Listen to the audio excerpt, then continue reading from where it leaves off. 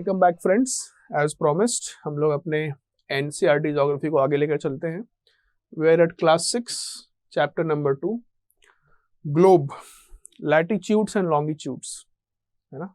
One of the most basic concepts of geography, latitude and longitude. कभी कभी short में बोलते हैं ना, अपनी लोकेशन का लैट लॉन्ग भेज दो, यही चीज होती है लैटिट्यूड एंड लॉन्गिट्यूड। हिंदी में कहते हैं इसे अक्षांश और देशांतर। ये देशांतर वर्ड जो है ना, थोड़ा ध्यान रखिएगा इसको, बिकॉज देशांतर वर्ड में आगे फिर से एक्सप्लेन करूंगा आपको that what does it actually mean. देशांतर जो वर्ड है ना, actually it shows time difference, देशों के बीच का अंतर। Geographical distance translates into time difference, ठीक है, इसका ध्यान रखेंगे। एनीवेज आइए आगे चलते हैं, let's start solving the questions. सबसे पहला क्वेश्चन आपका class 6 chapter 2। Consider the following statements. निम्नलिखित कथनों पर विचार कीजिए। Globe is a true model miniature form of the earth. Globe पृथ्वी का एक लघु रूप है। देखिए ये बात बिल्कुल सही है, ये ट्रू मॉडल है। ये जो ट्रू वर्ड है ना, इस पे आपको थोड़ा एक्सप्लेन करूंगा मैं कुछ देर बाद। अभी के लिए आप मानकर चलिए कि हाँ ये ट्रू मॉडल है, मिनिएचर फॉर्म है। बेसिकली अर्थ बहुत बड़ा जियोइड शेप का एक स्ट्रक्चर है, उसको हमने काफी छोटा कर दिया, जिसको अपनी टेबल पे भी रख सकते हैं, that is called as globe. Second statement है कि the globe can be rotated and on it countries, continents and oceans are shown in their correct size. अब ये जो स्टेटमेंट है ना आपका स्टेटमेंट नंबर 2, लंबा स्टेटमेंट है। We will use our modular approach. तोड़िए, रोटेटेड यहां से यहां तक एक part, and on it countries, continents and oceans are shown in their correct size, यहां से यहां तक एक पार्ट, ठीक है। ग्लोब को रोटेट कर सकते हैं, बिल्कुल करते हैं, आपने कई बार देखा होगा। ये पार्ट ठीक है। And on it countries, continents and oceans are shown in their correct size. ये वर्ड करेक्ट बहुत इंपॉर्टेंट है, यहां पे ध्यान दीजिएगा। ये स्टेटमेंट बिल्कुल सही है। तो आपका क्वेश्चन कह रहा है find the correct answer, both are absolutely correct. अब ऐसा क्यों है आपको मैं दिखाता हूं अभी। देखिए ग्लोब जो है, ये आपके सामने ग्लोब है, एनसीईआरटी से ही स्क्रीनशॉट लिया है, राइट।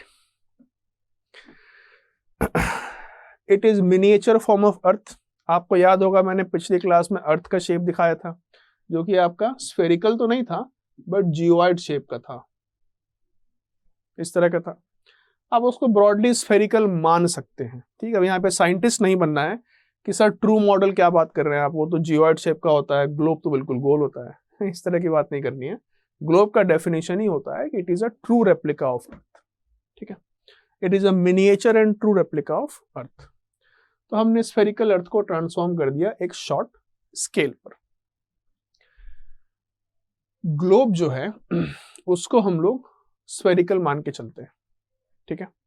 लेकिन अर्थ जो है वो तो फ्लैट एंड होता है पोल्स पर, और उसका शेप भी स्फेरिकल नहीं होता, बट स्टिल हम लोग उसको मानकर चलते हैं कि स्फेरिकल है, और उसको हम लोग स्फेरिकल या राउंड शेप में ग्लोब के ऊपर डिपिक्ट करते हैं। ग्लोब जो है उसको आप स्पिन भी कर सकते हैं along its axis, just as Earth spins along its own axis, globe can also be made to spin along its own axis, ठीक है। अब एक बहुत इंपॉर्टेंट चीज ये है कि जो करेक्ट साइज है, इस वर्ड का बहुत इंपॉर्टेंट रोल है। It is very crucial for you to understand. बहुत बेसिक चीज अगर आपको पता है बहुत अच्छी बात है, नहीं पता है प्लीज ध्यान से सुनिए। अगर आपको कोई पूछे कि इंडिया की नेबरिंग कंट्रीज क्या है, तो आप कैसे पता करते हैं? सबसे पहले माइंड के अंदर क्या आता है? सबसे पहले आपके माइंड के अंदर आता है इंडिया का मैप, ठीक। हम यहां बात कर रहे हैं रिगार्डिंग ग्लोब। मैप और ग्लोब दोनों ही रिप्रेजेंटेशन ऑफ अर्थ है, मैप और ग्लोब दोनों ही डिपिक्शन ऑफ अर्थ है कि नहीं? लेकिन इन दोनों में अंतर है। There are differences between these two। Difference मैंने आपके सामने लिखा हुआ है।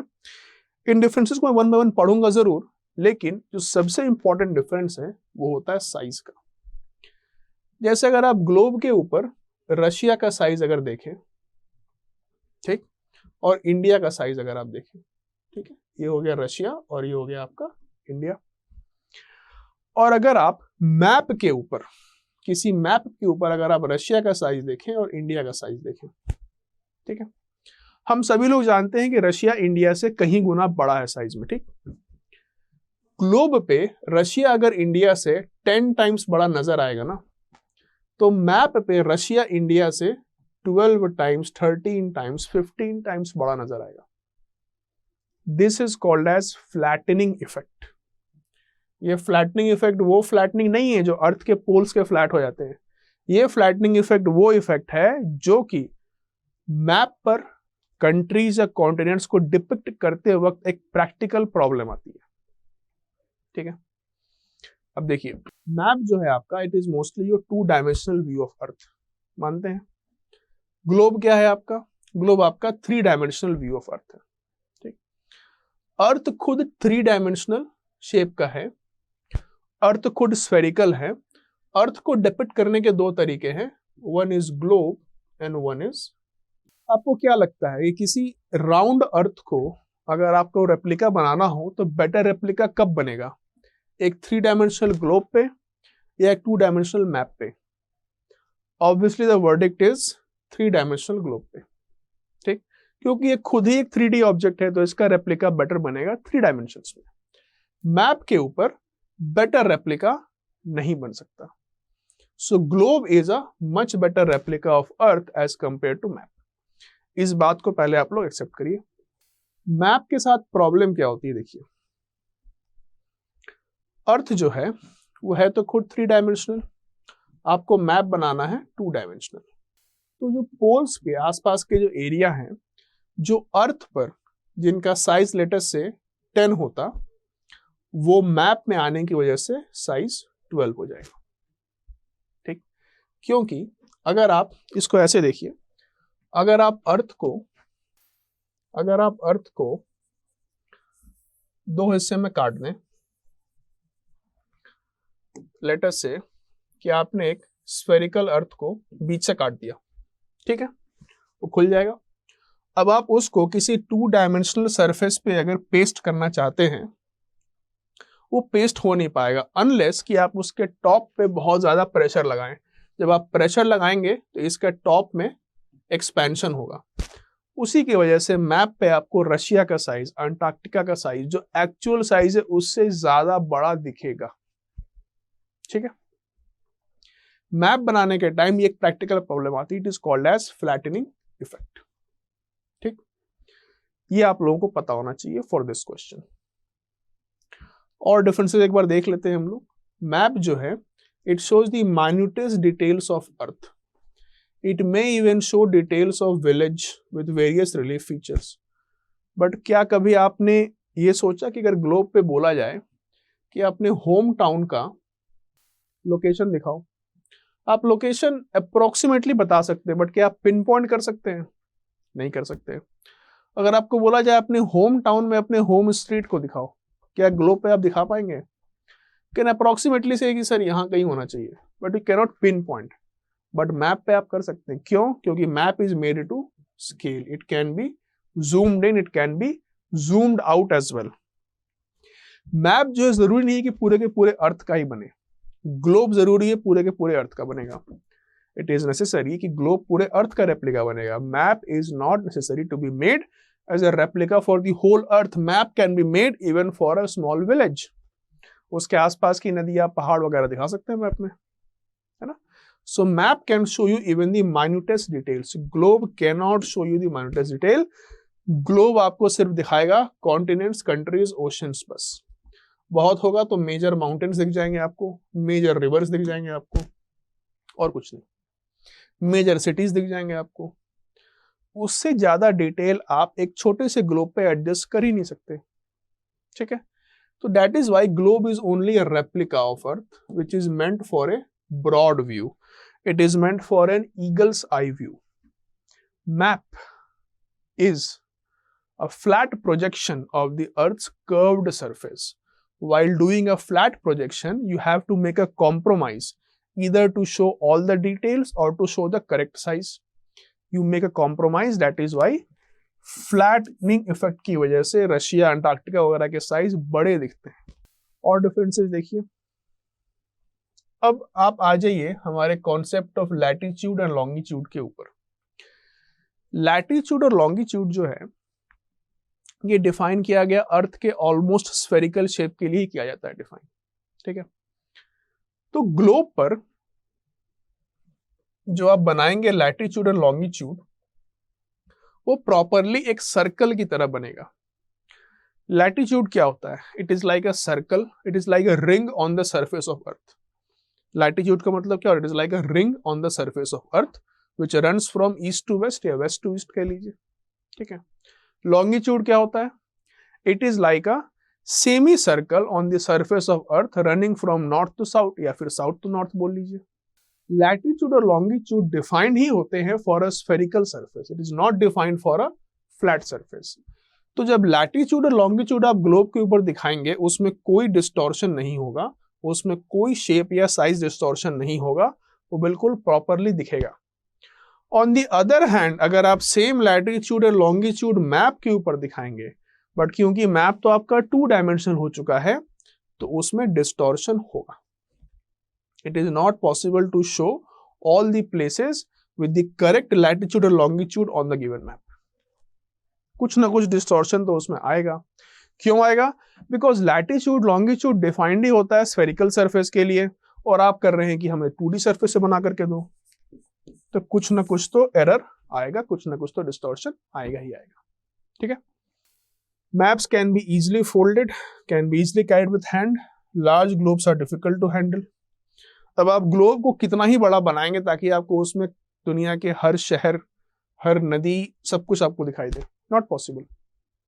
ग्लोब एक छोटा सा मिनिएचर मॉडल है टेबल टॉप रखने के लिए। So these are some of the differences between your map and globe. इसमें सबसे इंपॉर्टेंट बात आपके लिए है टू जानना कि फ्लैटनिंग इफेक्ट क्या होता है मैप्स में। वो इसलिए होता है because curved surface, the round surface of the earth is being projected on a 2-dimensional surface। वहां पे जाते ही एरर आएगा ही आएगा, ठीक है। एनीवेज, तो ये सब तो एड ऑन था, जो क्वेश्चन था उसका आंसर मैंने आपको दे दिया। ये सब आपको एक्स्ट्रा चीजें पता होनी चाहिए। आइए नेक्स्ट क्वेश्चन के ऊपर आते हैं, क्वेश्चन नंबर 2। जो नेक्स्ट क्वेश्चन है आपका, with reference to the axis of the earth consider the following statements. पृथ्वी की अक्ष या धुरी के संदर्भ में निम्नलिखित कथनों पर विचार कीजिए। पहला, the earth moves from west to east around an imaginary tilted line called as axis. The earth moves from west to east, ये बात सही है गलत है? बिल्कुल सही है, क्योंकि अर्थ जब वेस्ट टू ईस्ट मूव करेगा तभी तो हमें सन दिखता है ईस्ट से वेस्ट मूव करते हुए, ठीक है। तो earth moves from west to east around an imaginary line called as axis, बिल्कुल करेक्ट है। अर्थ की एक्सिस इमेजिनरी और टिल्टेड लाइन होती है। The axis passes through 2 points of the earth known as 2 poles, North Pole and South Pole. Absolutely correct. दोनों statement correct है आपके। सवाल पूछा था करेक्ट क्या है, तो 1 and 2 both are absolutely correct, ठीक है। बट मेरा काम यह कंप्लीट नहीं होता जब तक कुछ एक्स्ट्रा बोलूं नहीं, शायद मेरे को खाना भी नहीं पचेगा। तो आपके लिए थोड़ा एक्स्ट्रा पॉइंट है यहाँ पे, इसको ध्यान से देखिए। ये सारे पॉइंट्स ही आपको काम आएंगे इन द एक्चुअल एग्जामिनेशन या फिर even in interview also. Interview में फ्रेंड्स कई बार ऐसा होता है कि आपसे ना कोई बहुत बेसिक सवाल पूछ लेते हैं इंटरव्यू में, और आप जो आंसर देंगे ना उसके ऊपर नेक्स्ट क्वेश्चन फिर टफ पूछ लेते हैं। जैसे बहुत सिंपल सवाल है कि अर्थ का एक्सिस से आप क्या समझते हैं, या अर्थ कितने पोल है? आपने बोला सर 2 पोल है, नॉर्थ पोल साउथ पोल। अब इंटरव्यूअर आपको जानबूझकर परेशान करने के लिए बोल सकता है नहीं 4 पोल होते हैं, क्या आपने मैग्नेटिक पोल्स के बारे में नहीं सुना? आपको लगेगा बात तो ऐसे ही कह रहे हैं, है ना। इस तरह के सवाल भी इंटरव्यू में पूछे जाते हैं, not just UPSC but state PCS also. Anyways friends, थोड़ा एक्स्ट्रा हम लोग पॉइंट देखते हैं रिगार्डिंग द प्रीवियस क्वेश्चन। तो yes, earth rotates around an imaginary tilted axis. Earth का जो एक्सिस है वो टिल्टेड है और इमेजिनरी है, क्योंकि ऐसा कोई फिजिकल एक्सिस है नहीं, बस हम लोग मानते हैं कि ये लाइन है जो कि इमेजिनरी है। तो स्टेटमेंट 1 इज करेक्ट। और ये जो लाइन है ये अर्थ पे जिन 2 पॉइंट से पास करती है उनको हम लोग कहते हैं north pole and south pole, और अर्थ इसी एक्सिस पर वेस्ट से ईस्ट की ओर मूव करती है। सिंपल कॉन्सेप्ट है अर्थ के रोटेशन का, आप सभी को ये बात पता है। बट जरा एक बार देखिए इस वाले डायग्राम को, इसमें बहुत सारे चीजें मेंशन की गई है, आपको इतना नहीं जानना, मे बी शायद क्लास 11-12 जब पढ़ा रहा हूँ उस टाइम बताऊंगा आपको। फिलहाल आपको इतना बस जानना है कि जो अर्थ है, ठीक है, इसका एक एक्सिस है ऐसे, ठीक है, अर्थ का अपना इक्वेटर है ऐसे, ठीक है, ये हो गया अर्थ का एक्सिस और ये है अर्थ का इक्वेटर, ठीक। अब ये जो एक्सिस है यहां पे कितना एंगल बनाएगा, 23.5, और यहां कितना एंगल बनाएगा, 66.5 डिग्री का, ठीक है। ये फिगर आपको पता होना चाहिए। अच्छा, ये एक्सिस जिस पॉइंट पे अर्थ को कट कर रहा है, ये वाला पॉइंट कहलाएगा आपका नॉर्थ पोल और ये वाला पॉइंट कहलाएगा आपका साउथ पोल। नॉर्थ पोल जो है उसका exact location as such Arctic Ocean के अंदर है, ठीक है, आर्कटिक ओशन के अंदर है और वहां पे बहुत सारे आइस मासेस फ्लोट रहते हैं। साउथ पोल का लोकेशन अगेन आपका अंटार्कटिका के पास में है। ये दोनों नॉर्थ पोल साउथ पोल पे कोई फिजिकल पॉइंट नहीं है, हमने मान लिया है कि एक्सिस जहां कट कर रहा है उसे नॉर्थ पोल और साउथ पोल कहते हैं, ठीक है। ये वाला एंगल हो जाएगा आपका 66.5 डिग्री का। अब एक सवाल ये होता है कि जो आपके पोल्स हैं, क्या सिर्फ यही दोनों पोल होते हैं या फिर कोई और भी पोल होता है? तो यस, दो और पोल होते हैं, लेकिन वो ज्योग्राफिक पोल ना होकर के मैग्नेटिक पोल्स होते हैं, ठीक है। अब ये कॉन्सेप्ट मैं आपके लिए क्यों इंट्रोड्यूस कर रहा हूं, इसलिए कर रहा हूं क्योंकि एक बार इंटरव्यू में पूछा भी गया था कि how many poles does earth have. तुरंत जवाब दे दिया बच्चों ने, जिससे कैंडिडेट से पूछा गया 2, तो बोला गया नॉट 2, देयर आर 4 पोल्स। फिर पूछा गया कैंडिडेट से आप बताओ कैसे, देन ही रिप्लाइड प्रॉपरली कि सर 2 तो ज्योग्राफिक होते हैं, 2 मैग्नेटिक होते हैं। ये जो मैग्नेटिक पोल्स इनका क्या रोल है? अभी पिछली क्लास में told you about pole star, pointer star, अगर आपको याद हो। पोल स्टार का काम क्या है? नॉर्थ डायरेक्शन में पॉइंट करना। लेकिन पोल स्टार के अलावा और क्या तरीका है जिससे कि यूरोपियंस ने ट्रैवल किया through out the world at the time of industrial revolution? Magnetic compass. अब मैग्नेटिक कॉम्पास क्या चीज है? वो एक ऐसी चीज है जो कि हमेशा मैग्नेटिक डायरेक्शन में पॉइंट करती है। हम लोग ये चीज मानकर चलते हैं कि जो अर्थ का नॉर्थ पोल है ना, इसी के आसपास कहीं पे मैग्नेटिक साउथ पोल भी है, और जो अर्थ का साउथ पोल है इसी के आसपास कहीं पे मैग्नेटिक नॉर्थ पोल भी है, ठीक है। कुछ बुक्स में अपोजिट नोमेनक्लेचर देते हैं कि मैग्नेटिक साउथ पोल के पास में है। उस डिबेट में अभी नहीं जाएंगे, आपको सिर्फ इतना समझाना चाहता हूं मैं कि अर्थ का अपना एक मैग्नेटिक फील्ड होता है, और जहां पर भी मैग्नेटिक फील्ड होता है वहां पर भी आपके 2 पोल्स होते हैं, नॉर्थ पोल साउथ पोल करके। अर्थ का अपना magnetic south pole geographic north pole के पास में है, और अर्थ का अपना magnetic north pole geographic south pole के पास में है, ठीक है। अब जो कॉम्पास होता है, जो मैग्नेटिक कंपास होता है, उसकी ये खास बात ये होती है कि मैग्नेटिक कंपास का जो नॉर्थ पोल है वो हमेशा मैग्नेटिक साउथ पोल की तरफ पॉइंट करेगा, जो कि ज्योग्राफिक नॉर्थ पोल की तरफ है। इसका मतलब अगर आपके हाथ में मैग्नेटिक कंपास है, उसमें जो नॉर्थ पोल है उस कंपास का जो नॉर्थ पोल है, ये आपका ज्योग्राफिक नॉर्थ पोल या फिर पोल स्टार की तरफ पॉइंट करेगा। बस इतना ही समझाना है आपको यहां पे, ठीक है। अच्छा, एक छोटी सी चीज और, ये जो अर्थ का जो मैग्नेटिक फील्ड है उसको आप देख सकते हैं यहाँ पे थ्रू ब्लू लाइंस मैंने दिखाया है। एक्चुअली होता क्या है, जिन लोगों को पता भी होगा, जो इलेक्ट्रॉनिक्स इलेक्ट्रिकल इंजीनियरों को पता होगा कि मैग्नेटिक फील्ड लाइंस हमेशा क्लोज्ड लूप बनते हैं। तो जैसे ये वाला जो लाइन है ना, ये कहीं दूर जाकर के ऐसे आएगा फिर अंदर आके बंद हो जाएगा। मैग्नेटिक लाइंस हमेशा क्लोज्ड लूप होते हैं, कभी ओपन लाइंस नहीं होते हैं, हमेशा क्लोज्ड सर्कल या एलिप्टिकल फॉर्म में ही होते हैं, ठीक है। अब ये जो यहाँ पे ब्लू लाइंस के थ्रू दिखा रहा हूं आपको मैग्नेटिक फील्ड, इसकी वजह से एक बहुत ही अच्छी चीज होती है अर्थ पे, जिसका नाम है पोलर ऑरोरास। ठीक है, देखिए एक्चुअली होता ये है कि सन से बहुत ज्यादा हाई क्वांटिटी में और हाई वेलोसिटी में सोलर पार्टिकल्स निकलते हैं, उसे कहते हैं हम लोग सोलर विंड या सोलर इरप्शन। ये जब आकर के धरती के मैग्नेटिक फील्ड से टकराते हैं तो यहाँ नॉर्थ पोल पे और साउथ पोल पे कुछ ग्रीन लाइट्स दिखते हैं। आपने कभी ध्यान दिया होगा किसी मूवी में अगर नॉर्वे का जिक्र हो तो वहां पे नॉर्थ में नॉर्दर्न अरोरा, उसे ऑरोरा कहते हैं, नॉर्दर्न ऑरोरा, और साउथ में सॉदर्न अरोरा या ऑरोरा ऑस्ट्रेलिस साउथ में ऑस्ट्रेलिया के नाम पे, और ऑरोरा बोरियालिस नॉर्थ में नॉर्वे के नाम पे। ये दो लाइट्स दिखे जाते हैं। कहने का मतलब अगर आप धरती पे खड़े हैं तो आपको आसमान में हरी रंग की रोशनी दिखाई देगी। ठीक है, ये भी क्यों होता है? Because of earth's magnetic field. बस एक लाइन आपको इतना ही समझाना था। क्लियर है? ये होता है because of earth's magnetic field. चलिए आगे चलते हैं, ज्यादा ज्ञान हो गया इस क्वेश्चन में। अगला क्वेश्चन के ऊपर आते हैं। अगले का क्वेश्चन नंबर 3 होना चाहिए ये। ठीक है, तो क्वेश्चन नंबर 3 को देखते हैं। Consider the following statements. निम्नलिखित कथनों पर विचार कीजिए। The equator is an imaginary circular line running on the earth that divides it into 2 equal halves. Equator जो है एक काल्पनिक इमेजिनरी सर्कुलर लाइन है जो कि धरती को 2 बराबर हिस्सों में बांटती है। ये स्टेटमेंट बिल्कुल सही है। अब आप यहाँ पे बिल्कुल अपने कॉन्सेप्ट को मत लगाना कि सर नॉर्दर्न हेमिस्फीयर थोड़ा छोटा है या बड़ा है साउदर्न हेमिस्फीयर से, ये सब बातें नहीं। इक्वल हाफ से बांटती है। क्यों?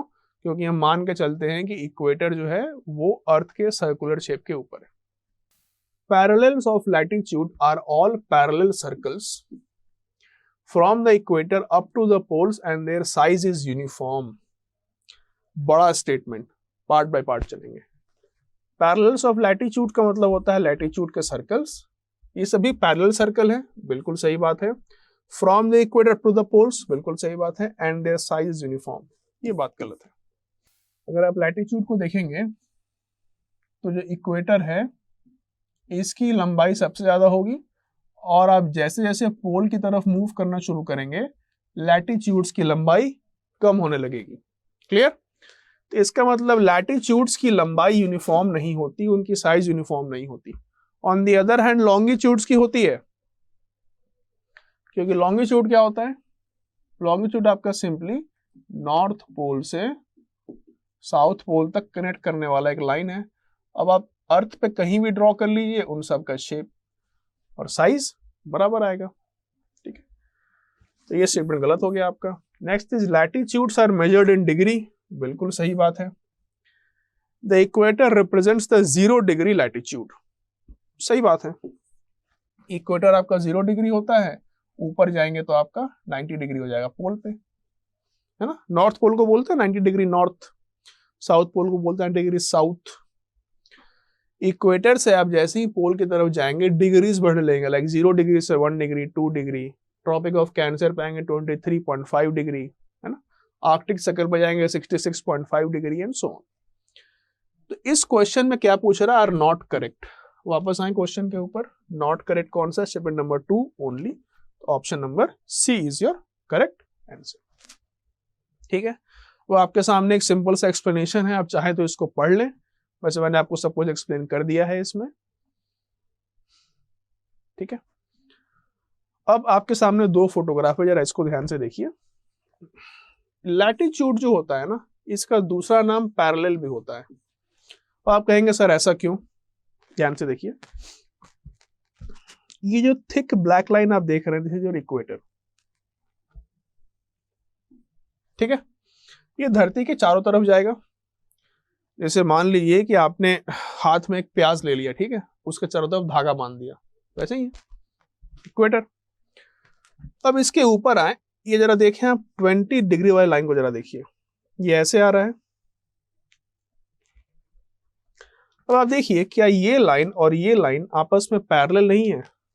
What do you mean by parallel? की डिस्टेंस बराबर हो, तो यहाँ पे जो डिस्टेंस है वही डिस्टेंस यहाँ पे भी, एंड सो ऑन। इसीलिए लैटिट्यूड को कई बार पैरेलल्स भी बोला जाता है।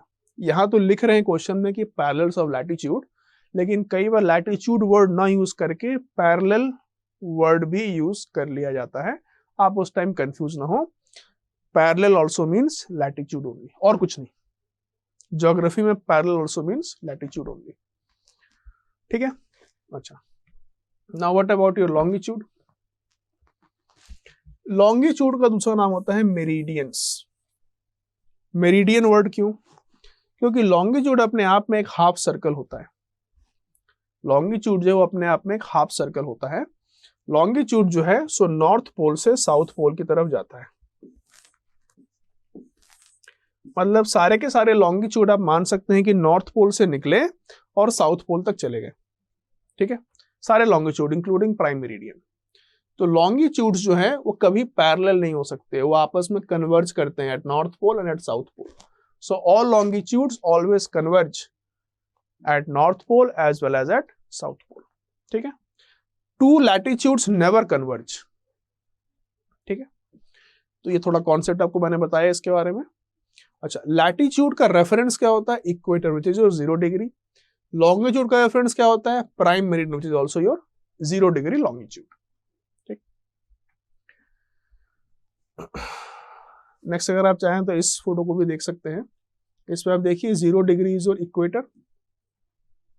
अगर आप नॉर्थ की ओर जाएंगे तो 23.5 डिग्री पे मिलेगा आपको tropic of cancer. Arctic circle मिलेगा 66.5 डिग्री पे एंड फाइनली 90 डिग्री पे आपको मिल जाएगा north pole. Similarly, if you go south, Tropic of Capricorn at 23.5 degree, Antarctic Circle at 66.5 degree, and finally 90 degree south will be your South Pole. ठीक है, तो northern hemisphere आपका equator से ऊपर नॉर्थ पोल की तरफ, सदर्न हेमिस्फेयर आपका equator से नीचे साउथ पोल की तरफ। आप कहेंगे सर लैटिट्यूड लॉन्गिट्यूड डिफाइन क्यों करते हैं हम लोग? डिफाइन इसलिए करते हैं बिकॉज लैटिट्यूड लॉन्गिट्यूड का इंटरसेक्शन जिस पॉइंट पे हो रहा होगा ना, वो पॉइंट यूनिक हो जाएगा। जैसे लेट अस से कि आपके होम टाउन का नाम है सिटी एक्स, ठीक है। अब ये इंडिया में भी हो सकता है इस नाम का शहर, हो सकता है कि इस नाम का शहर लेट अस से अमेरिका में हो, लेट अस से अर्जेंटीना में हो। मान लीजिए, फर्ज कर लीजिए ऐसा अगर है, ऐसा है भी, कई सारे ऐसे शहर हैं जो कि नाम कॉमन है उनके। तो अगर मैं सिर्फ आपसे कहूं कि सिटी एक्स, तो यू कैनॉट लोकेट कि मैं इंडिया के बारे में बात कर रहा हूं, यूएसए के बारे में, अर्जेंटीना के बारे में, you will get confused. But if I say latitude longitude wise, then you will be able to pin point कि अच्छा इस पर्टिकुलर लोकेशन के बारे में बात कर रहे हैं। जैसे कई बार अगर आप ट्रेकिंग वगैरह पे जाएंगे फॉरेस्ट एरिया में, तो हमेशा लैट लॉन्ग रिले करने के लिए एक डिवाइस मिलता है आपको, जिससे कि आपकी एग्जैक्ट लोकेशन पता हो, ठीक है। That is the importance of latitude और लॉन्गिट्यूड। जैसे कोई भी अगर पर्टिकुलर पॉइंट है, उसका कोई ना कोई लैटिट्यूड कोई ना कोई लॉन्गिट्यूड जरूर होगा, ठीक। Equator divides earth into 2 equal halfs, northern hemisphere southern hemisphere. Prime meridian also divides earth into 2 equal halfs, eastern hemisphere western hemisphere बोल सकते हैं आप, ठीक है। आइए फिर नेक्स्ट पे चलते हैं, क्वेश्चन नंबर 4 में भी, यस क्वेश्चन नंबर 4 है ये। Consider the following pairs parallels of latitude. Tropic of cancer northern में है, अंटार्कटिक सर्कल सदर्न में है, आर्कटिक सर्कल नॉर्दर्न में है, ट्रॉपिक ऑफ कैप्रिकॉर्न सदर्न में है। Which of the following pairs are correctly matched? तो only 1 and 2 are correctly matched. Simple सा क्वेश्चन है, आप लोगों ने देखा भी है। Prime meridian, tropic of cancer, tropic of capricorn, equator, Arctic circle, Antarctic circle, ठीक है। नेक्स्ट आइए, with reference to different heat zones consider the following statements. तो क्वेश्चन नंबर 5 हो गया आपका, है ना। हीट जोन्स, हीट जोन्स क्या होता है? ताप क्षेत्र। वो क्या होता है? बेसिकली अर्थ पे because of latitude different zones बनते हैं। ट्रॉपिकल जोन या टॉरिड जोन कहते हैं उसको, फिर temperate zone and then there is frigid zone. तो उन्हीं जोन्स के बारे में बात किया जा रहा है। तो पहला स्टेटमेंट है कि the torrid zone is the area where the sun's rays are slant and provides minimum heat. ये स्टेटमेंट बिल्कुल गलत है। एक्चुअली जो डेफिनेशन लिखी हुई है, ये डेफिनेशन दी जा रही है आपके फ्रिजिड जोन की, ठीक है। टॉरिड जोन नाम से लग रहा है कि बहुत ज्यादा गर्मी होनी चाहिए ना यहाँ पे, तो स्टेटमेंट सीधा गलत हो गया। Even if you don't know कि what is torrid zone, you can simply cross out this statement. Next is in temperate zones the midday sun is exactly overhead all latitudes and has moderate temperature। ये statement जो है ना आपका partially correct partially wrong है। Temperate zone में midday sun is not overhead at all, but हाँ वहां moderate temperature होता है, तो ये पार्ट गलत है, ये पार्ट भले ही सही। ओवरऑल स्टेटमेंट आपका गलत हो जाएगा। Midday sun is exactly overhead not in temperate zone, torrid zone में होता है। थर्ड स्टेटमेंट के ऊपर आइए। Third statement is in the frigid zone the sun does not rise much above the horizon and its rays are always slanting, in frigid zone the sun does not rise much above the horizon, सही है। rays are always slanting सही है, तो only statement number 3 is correct। तो option number B is the right option। इसको आपको मैं explain करता हूं यूजिंग अ फोटोग्राफ। देखिए option number B is absolutely correct. अब आपके सामने मैंने डिस्क्रिप्शन यहाँ लिख दिया है, what is torrid zone, what is temperate zone, what is frigid zone. Description आपका बिल्कुल एनसीईआरटी के स्टैंडर्ड डेफिनेशन से लिया गया है, इसमें कोई दो राय नहीं है। तो टॉरिड जोन क्या होता है, देखिए टॉरिड जोन वो जोन है where the midday sun is exactly overhead at least once a year at all latitudes in between tropic of cancer tropic of capricorn. Therefore यहाँ गर्मी बहुत ज्यादा होती है। अगर आप एक बार अर्थ के स्ट्रक्चर को देखेंगे तो आप देखिए यहाँ पे आपको सिर्फ इन 5 लैटिट्यूड्स को देखना है। एक हो गया आपका इक्वेटर, एक हो गया आपका tropic of cancer, Arctic circle, नीचे हो गया आपका tropic of capricorn, Antarctic circle, बस। अगर आप सन के रेज को अगर आप देखेंगे तो सन के जो रेज हैं वो किस डायरेक्शन से आते हैं उस पर डिपेंड करता है कितनी गर्मी मिलेगी। एनसीईआरटी बुक में इस कॉन्सेप्ट को एक्सप्लेन किया गया है using a torch and a plate. आप चाहे तो उसको देख सकते हैं, अदरवाइज बिल्कुल कॉमन सेंस है। अब ये वाला जो रीजन है आपका, this is called as your torrid zone. क्यों? क्योंकि जो सन का रे है यहाँ पे परपेंडिकुलर मोस्टली आता है, खासकर इक्वेटर पे तो बिल्कुल परपेंडिकुलर आ जाता है, और यहाँ पे आपको मैक्सिमम हीट भी जनरेट होती है, ठीक है। साल में एक बार तो एटलीस्ट सन का रे बिल्कुल ओवरहेड आएगा on all the latitudes between tropic of cancer and tropic of capricorn. Sun rays will be direct and sun will become overhead on all latitudes between tropic of cancer tropic capricorn at least once a year in the torrid zone. साल में एक बार जरूर होगा, ठीक है। अब अगर आप tropic of cancer Arctic circle के बीच में देखें, it is called as temperate zone, and south में भी tropic of capricorn and antarctic circle के बीच में it is called as temperate zone. क्यों? क्योंकि यहाँ पे सन के रे मोस्टली स्लैंट होते हैं, ठीक है।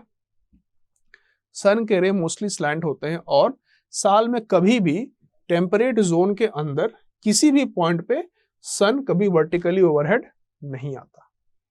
सन is never ever vertically overhead at any latitude in the temperate zones ever in the year, ठीक है। सन के रे यहाँ पे स्लैंट होकर के आते हैं, लेकिन इतने भी स्लैंट नहीं कि बिल्कुल ठंड हो जाए, बट हाँ मॉडरेट टेम्परेचर रहता है। और अगर आप फ्रिजिड जोन में चले जाएंगे तो बिल्कुल पोलर एरिया हो गया, नाम से ही लग रहा है कि बहुत ही ठंड हो गया यहाँ पे, और ठंड होती भी है। यहाँ पे sun rays are always slanting and hence it is very much cold.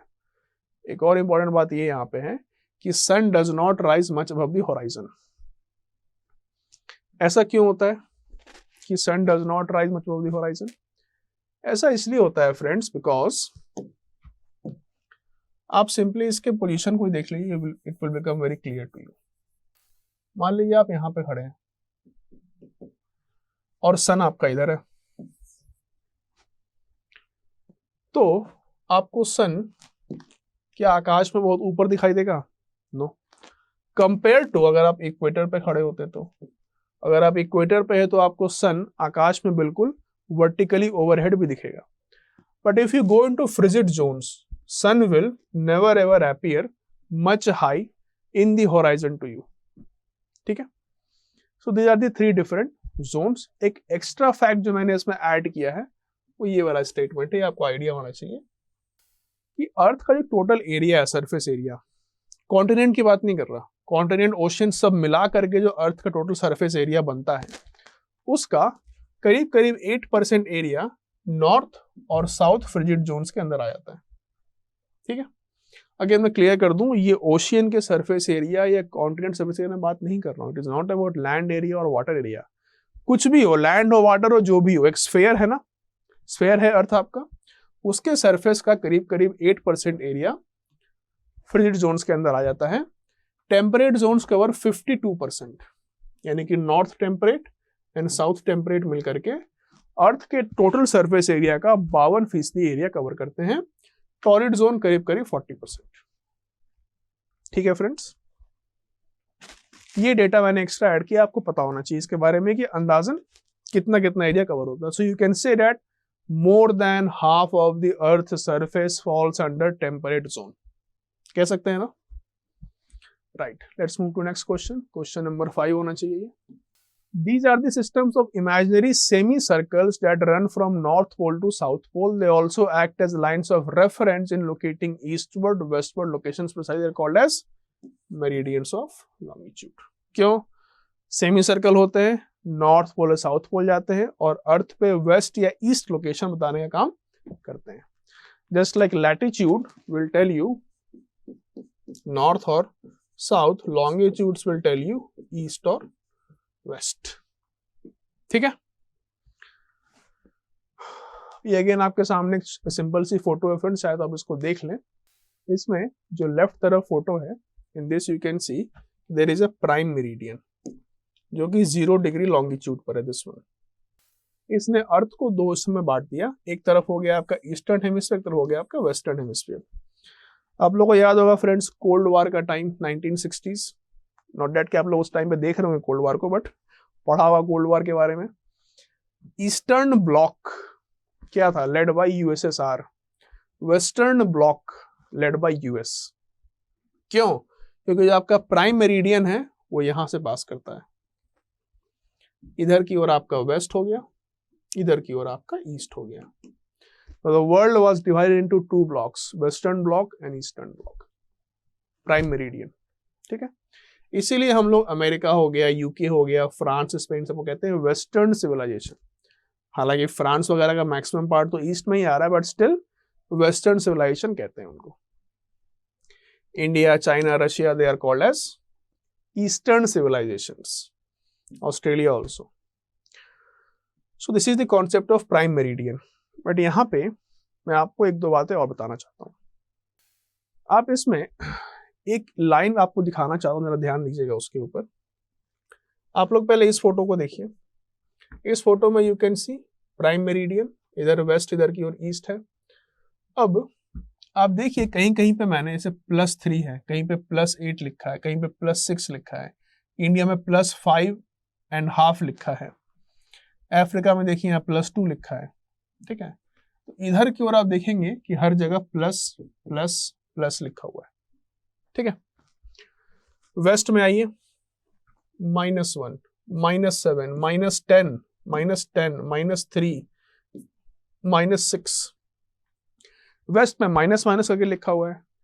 ये क्या है? What is this plus and minus? और उसके साथ जो नंबर लिखा है 5, 5.5, 3, 4, इसका क्या मतलब है? फ्रेंड्स ये सब है कुछ नहीं, it is just about time difference. मैंने कहा ना देशांतर, ये वक्त का कितना अंतर है, टाइम डिफरेंस के बारे में है ये। ठीक है, अब जैसे अगर मैं कहूं इंडिया पे लिखा है +5.5, इसका मतलब क्या हुआ? इसका मतलब ये हुआ कि जो आपका ग्रीनविच मीन टाइम या फिर आपका जो प्राइम मेरिडियन है, वहां पे अगर घड़ी में x दिखा रहा है कि इतना टाइम हुआ है, तो इंडिया में +5.5 दिखाएगा। कहने का मतलब कि अगर ग्रीनविच मीन टाइम पे अगर आपका सुबह का अगर 10 बज रहा है, ठीक है, तो इंडिया में क्या होगा? 5.5 आवर्स आगे, 2 घंटे पे दोपहर के 12 बजेंगे और अगले 3.5 घंटे, यानी कि इंडिया में उस टाइम पे दोपहर के 3:30 बज रहे होंगे। ठीक है, अगर आपका प्राइम मेरिडियन है ग्रीनविच मीन टाइम पे दोपहर के 12 बज रहे हैं तो इंडिया में शाम के 5:30 बजे होंगे। This is called as your east gain addition. मतलब अगर आप ईस्ट की ओर अगर आप मूव कर रहे हैं तो आप टाइम में एडिशन करिए, गेन कर रहे हैं आप टाइम को। ठीक है, अगर मान लीजिए ग्रीनविच में दोपहर के 12 बज रहे हैं तो आप यहां देखिए अफ्रीका में +2 यानी दोपहर के 2 बज रहे होंगे, उसी डेट पे सेम डेट पर दोपहर के 2 बज रहे होंगे।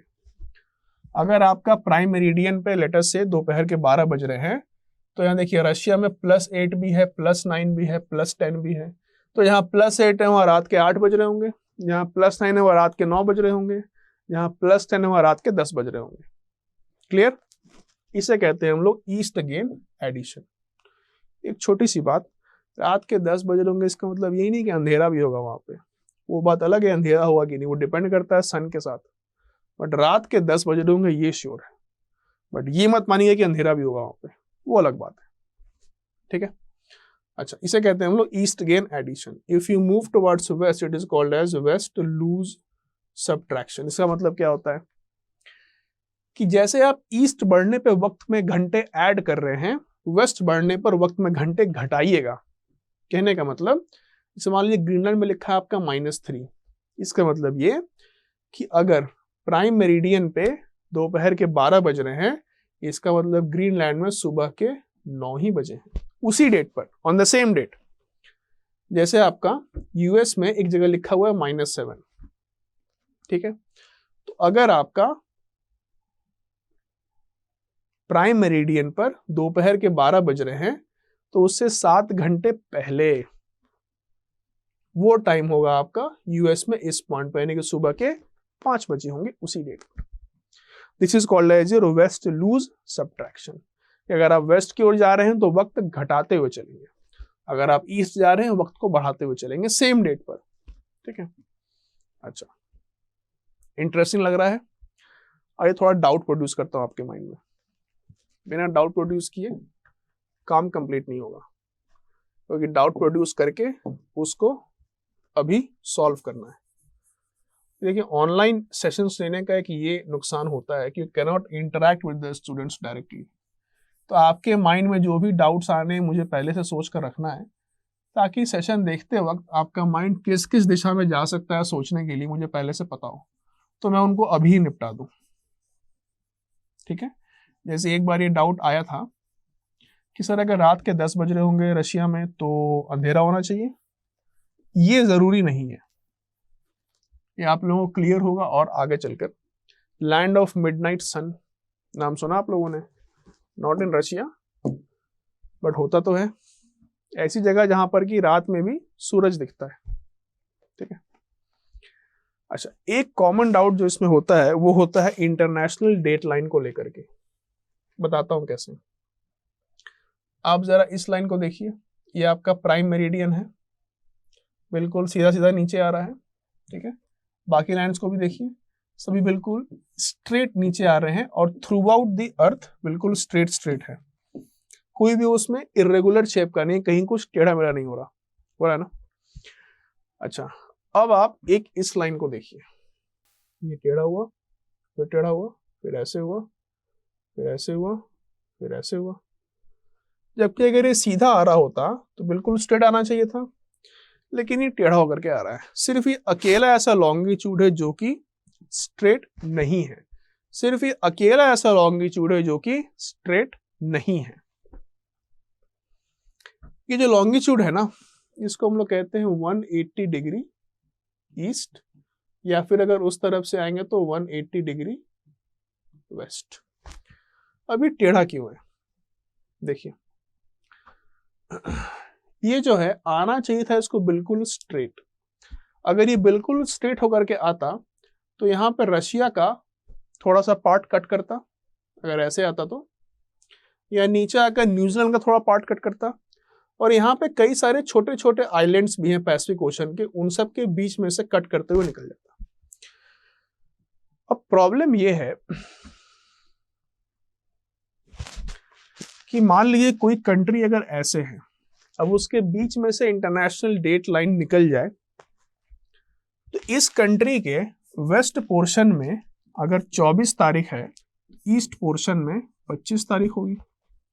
अब एक ही कंट्री के अंदर दो डेट्स हो जाएं, क्यों? क्योंकि इधर और इधर का अंतर है 24 आवर्स का। तो उस कंट्री में एडमिनिस्ट्रेशन मैनेजमेंट बहुत मुश्किल हो जाएगी।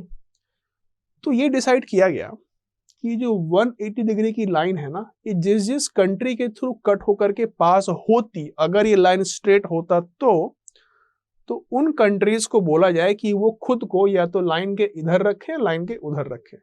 कहने का मतलब कि लाइन को इरेगुलर शेप खुद ही दे दिया जाए, ताकि हमें यह पता हो कि कोई भी कंट्री +12 जोन में आना चाहती है या फिर -12 जोन में आना चाहती है। ठीक है, तो कंट्रीज ने डिसाइड किया कि भाई हमें +12 में आना है, कुछ ने बोला -12 में जाना है, इसलिए लाइन आपका जिगजैग बन गया। That is why this line became zigzag. बस इतनी सी कहानी और कुछ नहीं। ठीक है, तो all meridians are straight meridians. 180 degree east या 180 डिग्री वेस्ट को भी स्ट्रेट ही बनना था, but because of this issue कि कुछ कंट्रीज के अंदर दो डिफरेंट डेट्स हो जाते, इसीलिए उन कंट्रीज को बोला गया कि दैट यू योरसेल्फ डिसाइड कि आपको इस 180 डिग्री के लेफ्ट में आना है या फिर राइट में आना है। अब कंट्रीज अपना पोजीशन थोड़ी चेंज करेंगे, तो ये बोलेंगे ना कि हमें +12 जोन में रखो या -12 जोन में रखो। तो जिस कंट्री ने जैसा बोला उसके अकॉर्डिंग लाइन को कर्व बना दिया गया। बस इतनी सी कहानी है।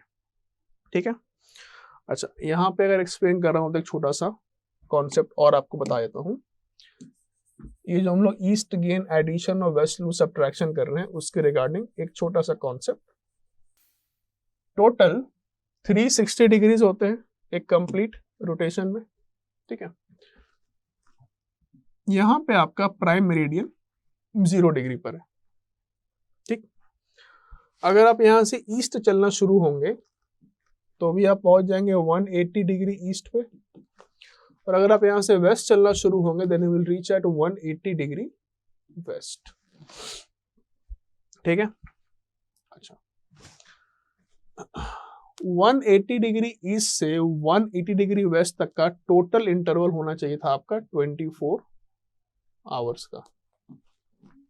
ठीक, और 0 डिग्री से 180 डिग्री तक इंटरवल हो जाएगा आपका 12 आवर्स का। सिमिलरली यहां से लेकर 180 डिग्री वेस्ट तक हो जाएगा आपका इंटरवल अगेन 12 आवर्स का। ठीक है, कहने का मतलब कि जो आपका प्राइम मेरिडियन है इसने दुनिया को दो 12-12 घंटे के हिस्सों में तोड़ दिया। बस सिंपल मतलब ये है। आपको बताना ये चाह रहा हूं कि मान लीजिए कि ये 0 डिग्री के इंटरवल पे तारीख है, लेट अस से 11 तारीख है, और यहाँ पे टाइम हो रहा है दोपहर के 12 बज रहे हैं। ठीक है, अब आप जब यहाँ पे आएंगे 180 डिग्री ईस्ट पे तो आपको 12 घंटे आगे चलना है। जब 12 घंटा आगे आप चलेंगे तो आप सेम डेट को रात के 12 बजे पहुंच गए यहाँ पर। लेट अस से कि आप यहाँ खड़े हैं बिल्कुल। ठीक, और अगर आप वेस्ट की ओर अगर आप आते हैं तो आप अगेन 11 तारीख को सुबह के 12 बजे, यानी टू बी प्रिसाइज टू से कि 10 तारीख और 11 तारीख की रात में जो 12 बजे का टाइम है उस टाइम पे आप 180 डिग्री वेस्ट पर हैं। और यहां देखिए, यहां पर आप 11 तारीख और 12 तारीख की जो रात का 12 बजे का टाइम है उस टाइम पे 180 डिग्री ईस्ट पर है। मैं आपको फिर से एक्सप्लेन करता हूं। अगर आप प्राइम मेरिडियन पे खड़े हैं और मान लीजिए 11 तारीख है प्राइम मेरिडियन पे और दोपहर के 12 बज रहे हैं, उस वक्त पे अगर आप 180 डिग्री ईस्ट पे जाते तो उस वक्त आप 12 घंटा और आगे जाते। तो 11 तारीख के बाद क्या आएगा? 12 तारीख। 11 तारीख की शाम के 12 बजे, या फिर आप यूं कह सकते हैं कि 11 तारीख और 12 तारीख के बीच में जो रात आती उसके 12 बजे आप 180 डिग्री ईस्ट पे मौजूद होते। यही चीज अगर आप 180 डिग्री वेस्ट पे अगर आप लेकर के जाएंगे तो वेस्ट से लूज सब्ट्रैक्शन, तो आपको 12 घंटे पीछे जाना है, यानी 10 तारीख और 11 तारीख की रात को 12 बजे आप 180 डिग्री वेस्ट पे खड़े होते हैं। ठीक है, अब देखिए सिंपल सी प्रॉब्लम ये है कि बस एक ये लाइन है, अब आप अगर इसके इधर हैं तो आप 10 तारीख की रात को 12 बजे हैं, या 10/11 तारीख की रात को 12 बजे हैं। और अगर आप इससे इस तरफ हैं टुवर्ड्स द ईस्ट साइड तो आप 11 और 12 तारीख की रात को 12 बजे हैं। बस एक लाइन ही तो है, जिसे मान लीजिए धरती पे लाइन है, मैंने क्रॉस कर दिया ऐसे। तो इसका मतलब ये हुआ कि अगर आप इधर से इधर आ गए तो क्या आप अतीत में चले गए, आप एक रात पीछे चले गए। सिर्फ एक लाइन क्रॉस करना है लाइक दिस। और अगर आप इधर से इधर आ गए तो क्या आप फ्यूचर में चले गए, सिर्फ एक लाइन क्रॉस करना है लाइक दिस। तो क्या आप टाइम ट्रैवल कर रहे हैं, क्या टाइम मशीन है यहाँ पर? Is this a time machine? है ना, कुछ नहीं, सिंपल सा फन फैक्ट है, कोई टाइम मशीन नहीं है, कोई टाइम ट्रैवल नहीं है, बेसिकली डेट्स के आगे पीछे करने का इशू है और कुछ नहीं। इसीलिए यहाँ कंट्रीज को बोला गया कि भाई आप डिसाइड कर लो कि आप किस जोन में आना चाहते हो, है ना, कि ऐसा ना हो कि एक कंट्री के अंदर ही 12 तारीख को प्रेसिडेंट को शपथ लेना, पता चला 10 तारीख को शपथ हो गई, तो how will the administration run. ठीक है, इसीलिए बोला गया कि सारे कंट्रीज डिसाइड कर लें आपको किस टाइम जोन के अंदर आना है, +12 में या फिर -12 में। ठीक है, it's basically a fun fact, उससे ज्यादा कुछ भी नहीं है इसमें। चलिए आगे चलते हैं फिर। This should be your question number 6, I think. Consider the following statements. All parallels of latitude have equal length. गलत बात. All meridians of longitude have equal length. All meridians of longitude are equidistant and they never meet.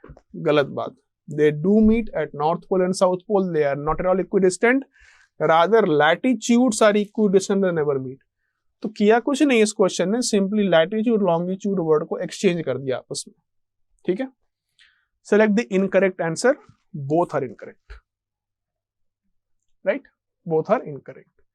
आपके सामने एक simple सा chart है जिसमें कि differences को एक्सप्लेन किया गया है बिटवीन लॉन्गिट्यूड एंड लैटिट्यूड। आप चाहें तो इसको देख सकते हैं।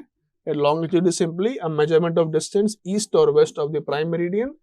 Latitude is the measurement of distance north और साउथ ऑफ द इक्वेटर। ठीक है, meridians are imaginary vertical lines across the globe. Latitudes are imaginary horizontal lines across the globe. There are 360 meridian. कैसे? 0 से आप जाएंगे 180 डिग्री ईस्ट तक और 180 degree waste तक। There are 360 meridians. There are 180 parallels. कैसे? आप 0 डिग्री इक्वेटर से जाएंगे 90 डिग्री नॉर्थ तक और आप जाएंगे 90 डिग्री साउथ तक। The line of 0 degree is prime meridian, right? Line of 0 degree is equator, right?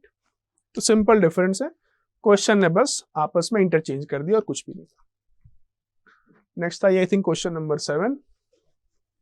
हाँ, ये एक अच्छा क्वेश्चन है, आपको याद होना चाहिए। This you should always be able to recall. In fact आप सभी लोगों को छोटा सा होमवर्क देना चाहूंगा मैं, that you should be able to recall कि प्राइम मेरिडियन किन किन कंट्री से पास करता है और tropic of cancer, tropic of capricorn, equator, ये किन कंट्री से पास करता है। जैसे ट्रॉपिक ऑफ कैंसर इंडिया से तो पास होता है, अहमदाबाद के पास में, इंडिया में एंटर करता है ना। आप लोगों को पता होना चाहिए सर कि विच कंट्रीज के थ्रू प्राइम मेरिडियन, उसके अलावा इक्वेटर, उसके अलावा ट्रॉपिक ऑफ कैंसर, उसके अलावा ट्रॉपिक ऑफ कैप्रिकॉर्न, ये किन कंट्री से पास होते हैं। You should always able to recall. Arctic circle, Antarctic circle कोई नहीं पूछेगा, लेकिन ये आपको पता होना चाहिए। उसके अलावा क्योंकि ट्रॉपिक ऑफ कैंसर इंडिया से भी पास होता है, तो इंडिया में किन स्टेट्स के थ्रू पास होता है, ये भी आपको पता होना चाहिए। ठीक है friends, this you should always be able to recall. अब इस क्वेश्चन में, क्वेश्चन है कि प्राइम मेरिडियन कंट्री से पास होता है, तो यूके से तो पास होता ही है। व्हाई? बिकॉज यूके में ही जो एस्ट्रोनॉमर्स और ज्योग्राफिस्ट थे उन्होंने अपने ही कंट्री में डिसाइड कर लिया कि हमारी कंट्री के थ्रू 0 डिग्री लॉन्गिट्यूड पास करेगा। स्पेन से भी होता है, घाना से भी होता है, बुर्किना फासो से भी होता है, ऑल ऑफ द अबव, इन सभी के थ्रू पास होता है। That is what I recall from my memory. इन चारों कंट्री के अलावा और भी कुछ कंट्री वहां से भी पास होता है। ये देखिए यहाँ पे मैंने कंट्रीज के नाम लिखे हुए हैं जहां से आपका 0 डिग्री लॉन्गिट्यूड पास होता है। उसके अलावा मैप पे भी दिखा रहा हूं आपको, लेट यूके, फ्रांस, स्पेन, उसके अलावा अल्जीरिया, माली, बुर्किना फासो, टोगो, घाना और फाइनली उसके बाद अंटार्कटिका। यहां से पास होता है आपका 0 डिग्री का लॉन्गिट्यूड या फिर प्राइम मेरिडियन। ठीक है, ये आपको याद होना चाहिए। उसके अगर आप देखें इक्वेटर ऐसे पास हो रहा है, ट्रॉपिक ऑफ कैप्रिकॉर्न ऐसे पास हो रहा है, साउथ अमेरिका से इक्वेटर, ट्रॉपिक कैप्रिकॉर्न दोनों पास होता है, and so is from Africa. In fact Africa से आपका ट्रॉपिक ऑफ कैंसर ही पास हो जाता है ना। तो सिंपल फैक्ट्स अगर आप ध्यान से अगर ऑब्जर्व करें मैप को, then you can easily recall all this facts. Next slide में भी और क्वेश्चन नंबर 8 होना चाहिए ये। Consider the following statements. The shadow of the sun is longest at noon and shortest at sunrise and sunset. उल्टा कर दिया है, it is shortest at noon and longest at sunrise and sunset. क्यों? क्योंकि जब सन बिल्कुल वर्टिकली ओवरहेड होगा तो शैडो बहुत छोटी पड़ेगी, और सन जब सनराइज कर रहा हो या सनसेट कर रहा हो तो शैडो लंबी पड़ती है। कॉमन सेंस की बात है, तो स्टेटमेंट आपका बिल्कुल गलत है। When the sun is vertical at prime meridian of Greenwich, all the places along this meridian will have midday or noon. थोड़ा सा ट्विस्ट है लेकिन बहुत सिंपल है। Statement is absolutely correct. Why? When sun is vertical at prime meridian of Greenwich, मतलब at 0 degree longitude पर जब सन vertical होगा तो मतलब इस प्राइम मेरिडियन ऑफ ग्रीनविच पे आपका 12 बज रहे होंगे, यह दिन का टाइम होगा। All the places along this meridian will have midday or noon. Meridian पे जितने प्लेसेस है उन सब का सेम टाइम होता है। मेरिडियन पे टाइम वेरिएशन नहीं होता, ठीक है। लैटिट्यूड्स पे टाइम वेरिएशन हो सकता है, मेरिडियन पे नहीं होता, ठीक है। सेम लैटिट्यूड पर different times are possible, but same meridian पे different times are not at all possible. This statement is absolutely correct. Question पूछ रहा है नॉट करेक्ट क्या है, तो ओनली ऑप्शन ए, यानी कि 1 ओनली इज नॉट करेक्ट, ठीक है। आपके सामने छोटा सा एक्सप्लेनेशन, आप चाहे तो इसको देख सकते हैं कि since the earth makes one complete revolution of 360 degree in 1 day और 24 hours, so it passes through 15 degree in 1 hour और 1 डिग्री इन 4 मिनट्स। अब ये डेटा मेरे को याद रहता है, 1 डिग्री इन 4 मिनट्स, 4 मिनट में 1 डिग्री, तो 1 घंटे में 15 डिग्री, ठीक है। तो 24 घंटे में 360 डिग्री। सिंपल कैलकुलेशन है, आप चाहें तो कोई भी एक याद रखें, या तो 360 डिग्री इन 24 आवर्स को याद रखिए, या फिर 15 डिग्री 1 आवर को याद रखिए, या फिर 1 डिग्री 4 मिनट्स को याद रखिए। मैं इसको याद रखता हूं ताकि बिल्कुल बेसिक से शुरुआत, बस इसमें आपका east to west, east gain addition और वेस्ट लूज सब्ट्रैक्शन, इसके अलावा कुछ भी नहीं है। दूसरी बात यह है कि मैंने आपको बोला कि आप पता करो इक्वेटर कहां से पास करता है, ट्रॉपिक ऑफ कैंसर कहां से पास करता है, ग्रीनविच मीन टाइम कहां से पास करता है, ट्रॉपिक ऑफ कैप्रिकॉर्न किन कंट्री से पास करता है, what about international date line, क्या वो किसी कंट्री से पास करता है, ये पता करेंगे आप लोग। कोशिश करें, लेकिन उसका आंसर आएगा 0। क्यों? अभी तो बताया था आपको, कंट्रीज को ऑप्शन दिया गया कि इंटरनेशनल डेट लाइन के लेफ्ट या राइट आओ, उसके ऊपर मत आओ। तो international date line passes only through ocean, there is no land mass at all. क्योंकि सारे लैंड मासेस को ऑप्शन दिया गया कि भले इंटरनेशनल डेट लाइन आपके कंट्री के बीचों बीच से पास करता हो, बट प्लीज चूज ईदर +12 और -12 फॉर योर कंट्री। कंट्रीज ने चूज कर लिया तो इंटरनेशनल डेट लाइन को ऐसे रगड़ बना दिया गया, इसीलिए किसी भी कंट्री के थ्रू नहीं पास करता, सिर्फ और सिर्फ ओशियन के थ्रू पास करता है। Okay, next may be question number 9 होगा आपका ये। With reference to the time difference with respect to Greenwich, consider the following statement. The places east of Greenwich will be behind Greenwich time and those to the west will be ahead of it. Wrong. यहाँ पे interchange कर दिया गया है। Places which are east of Greenwich will be ahead in time. Places which are west of Greenwich will be behind in time. मैं आपको इसका एक सिंपल सा एग्जांपल देता हूँ। जब 31 दिसंबर की शाम होती है, जब आप न्यूज चैनल खोलेंगे तो वहां पे दिखाना शुरू करते हैं कि न्यू ईयर आ रहा है। तो सबसे पहले किस कंट्री में आता है न्यू ईयर, या आप यूं कहें कि पहले न्यू ईयर किस कंट्री में आएगा, जापान में आएगा या फिर अमेरिका में आएगा? ऑफ कोर्स पहले जापान में आएगा, है ना, क्योंकि हम लोग मूव करते हैं या सन मूव करता है फ्रॉम ईस्ट टू वेस्ट। तो जो ईस्ट में जो जगह है ना, वक्त में आगे चल रही होती है। जैसे आज अगर 10 तारीख है और इंडिया में 10 बज रहे हैं, मे बी जापान में शायद सेम 10 तारीख होगी लेकिन दोपहर के 3 बज रहे होंगे, हमसे आगे चल रहा है वो। तो प्लेसेस ईस्ट जो होंगे ना वो हमेशा अहेड होंगे टाइम में, और जो प्लेसेस वेस्ट होंगे हमेशा बिहाइंड होंगे टाइम में। इस बात में कोई डाउट नहीं, ठीक है। चलिए नेक्स्ट आइए। Rate of time difference is 1 degree in 8 minutes, no it is 1 degree in 4 minutes. ये भी गलत, ये भी गलत। All the places on a given meridian of longitude have the same local time, absolutely correct। Same meridian पे same time होता है 3 only, ठीक है। आप चाहे तो इसको देख लें, अगेन आपके सामने एक मैप है, इसमें डिफरेंट कंट्रीज के टाइम जोन्स के बारे में लिखा हुआ है, ठीक है। इसमें आप देख लीजिए कि जो 0 डिग्री लॉन्गिट्यूड है उससे अगर आप ईस्ट जाएंगे तो आपको सिर्फ प्लस करना है टाइम को, और अगर आप वेस्ट जाएंगे तो आपको माइनस ही करना है टाइम को। There is no doubt about this. कहीं ये नहीं हुआ कि वेस्ट कहे तो पहले ऐड करो फिर माइनस करो, no, not at all. East gain addition, west lose subtraction, ठीक है। नेक्स्ट टाइम मेरे क्वेश्चन नंबर 10 होना चाहिए ये। Consider the following statements regarding Indian standard time. In India, the longitude of 82.5 degree is stated standard meridian. Absolutely correct. ये fact है. Local time at this meridian is taken as standard time for the whole country. Yes, correct. From west to east extent of country, there will be a difference of more than 1 hour 45 minutes in the local time. West to east अगर आप जाएंगे India में तो local time में कितना difference आएगा, ये सवाल पूछा जा रहा है, ठीक है। वेस्ट टू ईस्ट अगर आप जाएंगे तो लोकल टाइम में कितना डिफरेंस आएगा। नाउ यू सी, अभी आपने कहा कि sir 82.5 degree is taken as standard meridian for whole of India, ठीक है। तो इस पे जो भी टाइम होगा वही इंडिया का स्टैंडर्ड टाइम है। जैसे मान लीजिए कि इस पे अगर टाइम हो रहा है सुबह के 10 बज रहे हैं, ठीक है, और मान लीजिए कि जो मेरिडियन है वो यहां से पास करता है, लेट अस से दिस प्लेस इज एक्स। अब एक्स से ईस्ट में है आपका कैलकाटा, ठीक, ये एक्स से और ईस्ट में आएगा आपका अरुणाचल प्रदेश।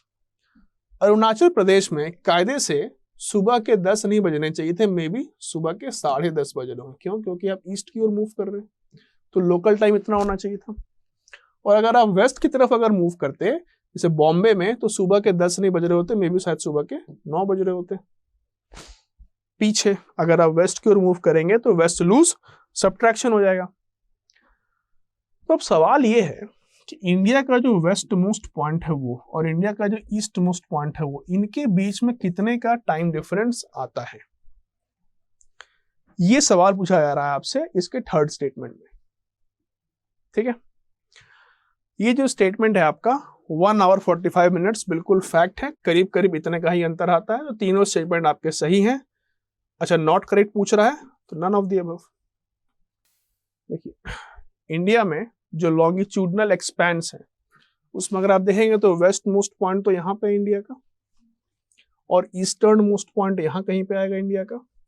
तो इन दोनों के बीच में कितना टाइम का डिफरेंस है वो निकालना है। अगर आपको एग्जैक्ट लॉन्गिट्यूड नहीं भी याद हो तो भी क्या इशू है, आपको सिर्फ फैक्ट याद रखना है, करीब करीब 1.25 घंटे का अंतर आता है, ठीक है। ये जो पॉइंट है आपका, it is called as Dwarka. आप में से कई लोग गए भी होंगे यहाँ पे घूमने के लिए। वेस्ट में और ईस्ट में जो है उसको आप ले सकते हैं आसाम का डिब्रूगढ़ मान सकते हैं, क्योंकि वहां पे हम लोग टाइम का मानते हैं कि वहां से टाइम को कैलकुलेट करना चाहिए। तो ईस्ट और वेस्ट के बीच में इंडिया में करीब करीब 1.25 घंटे का अंतर आता है। स्टेटमेंट 3 बिल्कुल सही है आपका, ठीक है। लेकिन अब यहाँ पे थोड़ा सा एक्स्ट्रा बात है और आपके लिए। ये मैप मैंने कहीं और से लिया है तो इसको इग्नोर करिए। कॉमनली होता ये है कि जो गूगल वगैरह पे मैप्स हैं they do not show JNK as part of India, is my mistake, but ये टाइम जोन के कैलकुलेशन के लिए इसलिए इसको इग्नोर करिए।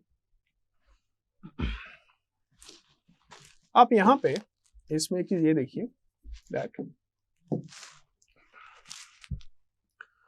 ये जो लाइन आ रही है नीचे और ये जो लाइन आ रही है नीचे, ये दोनों आके यहाँ पे मिल रहे हैं, और ये जो पॉइंट है 5 और 6 के बीच में, लेट अस से इट इज 5.5 आवर्स 5.5 घंटे, जो कि इंडिया का स्टैंडर्ड टाइम चल रहा है। पाकिस्तान का अगर आप देखेंगे तो यहां से यहां आ रहे हैं और ये बिल्कुल आपका 5 आवर्स पे क्लैश कर रहा है। मतलब पाकिस्तान जो है वो ग्रीनविच मीन टाइम से 5 घंटे आगे चलता है। इसका मतलब कि अगर यूके में ग्रीनविच मीन टाइम दोपहर के 12 बज रहे होंगे, उस टाइम पाकिस्तान में शाम के 5 बजे होंगे, इंडिया में शाम के 5:30 बज रहे होंगे। ठीक है। What about Sri Lanka? श्रीलंका भी सेम चीज फॉलो कर रहा है एज इंडिया, तो वहां पे भी शाम के 5:30 बजे होंगे। What about Nepal? Nepal is following 5/3/4, मतलब 5.5 घंटे नहीं, 5.25 घंटे, तो नेपाल में शाम के 5:45 बजे होंगे। What about Bangladesh? Bangladesh is following 6, तो शाम के 6 बजे होंगे। ठीक है, and so on. Bhutan 6, Burma 6:30। ठीक है, this is the concept of time कि आसपास की नेबरिंग कंट्रीज में टाइम का डिफरेंस कितना है। ठीक है, then these are not the local times, these are basically your standard country time, these are your standard country times। ठीक है। अच्छा, इसके अलावा एक छोटा सा इशू है आपका इंडिया के अंदर ही। इंडिया के अंदर कुछ टाइम पहले फिर से बात उठी थी कि क्यों नहीं हम लोग चाय बगान टाइम जोन को रिकॉग्निशन दे दें। अब देखिए कॉन्सेप्ट बेसिकली है क्या। आसाम में ब्रिटिशर्स ने बहुत सारे टी प्लांटेशंस लगाए थे। आसाम में ब्रिटिशर्स ने बहुत सारे टी प्लांटेशन लगाए थे, और आसाम क्योंकि इंडिया का ऑलमोस्ट ईस्टर्न पार्ट है ये वाला, तो आसाम जो है वो 82.5 डिग्री जो इंडिया का स्टैंडर्ड टाइम जोन जाता है यहाँ से यहाँ तक, इससे आगे चलता है। लेटेस्ट से आधे घंटे आगे चलता होगा। जस्ट फॉर सेक मान लीजिए अगर यहाँ शाम के 5 बज रहे हैं तो यहाँ पे शाम के 5:30 बज रहे होंगे या 6 बज रहे होंगे। सो यहाँ का जो टाइम जोन है वो इंडिया के स्टैंडर्ड टाइम से आगे चलता है। ठीक, अब आ जाइए आप करंट मॉडर्न डे के बारे में सोचिए। नॉर्मली ऑफिसेस कितने बजे खुलती हैं? 10 बजे, और बंद कितने बजे होती है? बेटे से शाम को 6 बजे। मान लीजिए अगर आप दिल्ली, बैंगलोर, बॉम्बे वगैरह में हैं, नॉर्मल टाइमिंग सही है। ठंड के टाइम पे क्या होता है कि अंधेरा होने लगता है, लेटर से शाम को 5 बजे से।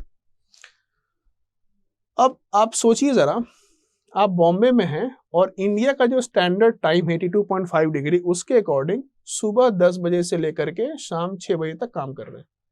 ऑन दी अदर हैंड मान लीजिए कि अगर आप यहाँ पे आसाम में हैं तो आप इंडिया के स्टैंडर्ड टाइम 10 से लेकर 6 तक तो काम कर रहे हैं, लेकिन जब इंडिया में ऑफिस खुलती है 10 बजे, आपका लोकल टाइम हो चुका होगा 11 बजे, और जब इंडियन ऑफिस बंद होती है 6 बजे, आपका लोकल टाइम हो चुका होगा 7 बजे।